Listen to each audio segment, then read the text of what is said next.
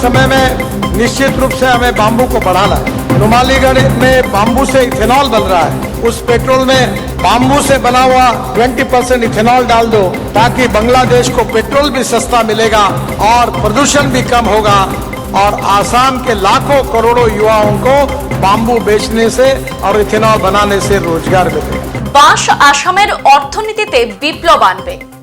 আসাম সহ পুরো উত্তর পূর্বে বাঁশের এত উৎপাদন হয় যে এটাকে কাজে লাগালে গোটা অঞ্চলের আর্থিক চিত্রটাই বদলে যাবে। আজ গুয়াহাটিতে ২৬ জাতীয় সড়কের প্রকল্পের শিলান্যাস অনুষ্ঠানে প্রধান অতিথির ভাষণে এই কথা বলেন কেন্দ্রীয় সড়ক পরিবহন মন্ত্রী নীতিন গডকারি। তিনি বলেন, সড়ক যোগাযোগ সহ পরিকাঠামো উন্নয়নে আসাম দ্রুত এগিয়ে চলেছে। আজ প্রায় ২০,০০০ কোটি টাকার বিভিন্ন প্রকল্পের কাজের সূচনা হচ্ছে। আগামী জানুয়ারিতে আরো ২৫,০০০ কোটি টাকার কাজের সূচনা হবে। কাজিরাঙ্গায় বন্যপ্রাণী সুরক্ষার জন্য ৩৫ কিলোমিটার এলিভেটেড রোড নির্মাণ হবে। নুমলিগড়ে ব্রহ্মপুত্র নদীর নিচ দিয়ে ১২,০০০ কোটি টাকা ব্যয় করে সুড়ঙ্গ পথ নির্মাণ করা হবে। আগামী কয়েক বছরে আসাম সড়ক উন্নয়নে অনেক এগিয়ে যাবে, কিন্তু এটাই যথেষ্ট নয়। জৈবিক জ্বালানি বা বায়োফুয়েল উৎপাদনের ক্ষেত্রে আসাম সারা দেশের মধ্যে ১ নম্বর স্থান দখল করতে পারে। এখানে এত বাঁশ চাষ হয় যে এর থেকে প্রচুর পরিমাণে ইথানল উৎপাদন করা যেতে পারে। সেই সঙ্গে হাইড্রোজেনও উৎপাদন করা যেতে পারে। আগামীতে পেট্রো ডিজেলের বদলে বায়োফুয়েলই যানবাহনে ব্যবহৃত হবে। তবে আসাম যদি বাঁশ থেকে বায়োফুয়েল উৎপাদন করতে পারে তাহলে এই বাঁশ রাজ্যের অর্থনীতিতে বিপ্লব আনবে। ये मल्टी मॉडल लॉजिस्टिक पार्क बनाने से 2 लाख युवाओं को रोजगार मिलेगा और आसाम से एक्सपोर्ट और इंपोर्ट के लिए भी जलमार्ग का उपयोग होगा। मुझे विश्वास है कि अगर हम लोग रोड से जाते हैं तो 10 रुपए लगता है, रेलवे से जाते हैं तो 6 रुपए लगता है और पानी से जाते हैं तो केवल 1 रुपया लगता है।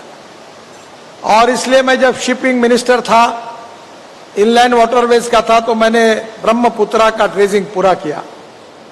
इतना ही नहीं तो बांग्लादेश के प्रधानमंत्री जी ने मुझे रिक्वेस्ट की थी कि बांग्लादेश में आकर वो भी करा दो, तो 250 किलोमीटर ब्रह्मपुत्रा में अंदर जाकर मैंने जो मुंगली पोर्ट है वहां तक ड्रेजिंग पूरा किया। बराक रिवर पर ड्रेजिंग पूरा किया। अनेक जगह रो पैक्स हमने चालू किया।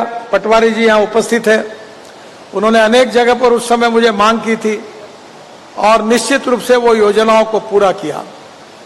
अब मेरा विश्वास है कि ये जो मल्टी मॉडल लॉजिस्टिक पार्क है ये बहुत महत्वपूर्ण है। आसाम में बाम्बू होता है। मुझे याद है कि हमारे चमचे जो होते बाम्बू से बनते थे ये भी चाइना से आते थे।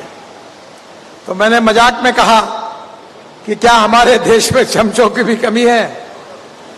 बाद में आसाम में अनेक फैक्ट्री शुरू हुई और इंडिगो कंपनी को बुलाकर मैंने कहा, एयर एविएशन कंपनी को, उनके एमडी को, कि आप ये यूज करिए। अब सब एयरलाइंस बाम्बू से बनाए हुए चमचे और कांटे यूज कर रही है।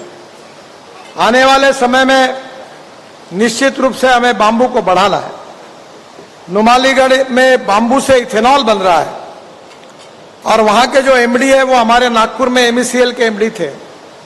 वो जब मुझे मिलने के लिए आए तो मैंने उनको सुझाव दिया कि आप बांग्लादेश को पेट्रोल और डीजल पाइपलाइन से भेजते हो, उस पेट्रोल में बाम्बू से बना हुआ 20% इथेनॉल डाल दो ताकि बांग्लादेश को पेट्रोल भी सस्ता मिलेगा और प्रदूषण भी कम होगा और आसाम के लाखों करोड़ों युवाओं को बाम्बू बेचने से और इथेनॉल बनाने से रोजगार मिलेगा। मुझे खुशी है कि आज अगरबत्ती की काड़िया जो स्पेसिफिक बाम्बू है वो आसाम में नॉर्थ ईस्ट में होता है।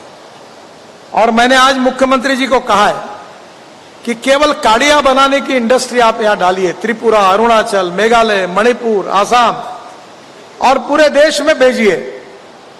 6,000 करोड़ की रिक्वायरमेंट है। तो निश्चित रूप से ये भी काम जो आसाम के युवाओं को रोजगार मिलने के लिए निश्चित रूप से इसका उपयोग होगा।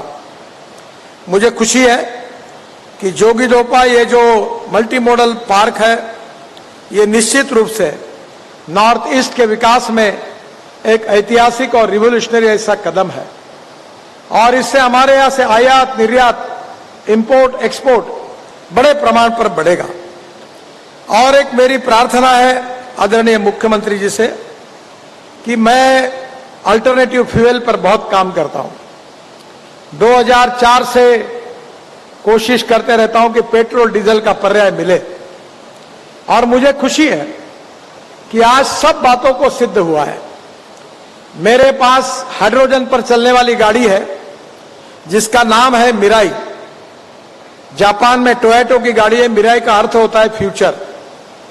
मैंने आज मुख्यमंत्री जी को कहा कि ब्लैक हाइड्रोजन, ब्राउन हाइड्रोजन और ग्रीन हाइड्रोजन, तो ग्रीन हाइड्रोजन का निर्माण करने में नॉर्थ ईस्ट और आसाम ने आगे आना चाहिए और ये हाइड्रोजन से फैक्ट्री इंडस्ट्री चलेगी, ट्रक चलेंगी, बसेस चलेंगी, हवाई जहाज चलेंगे, वो दिन अब दूर नहीं है।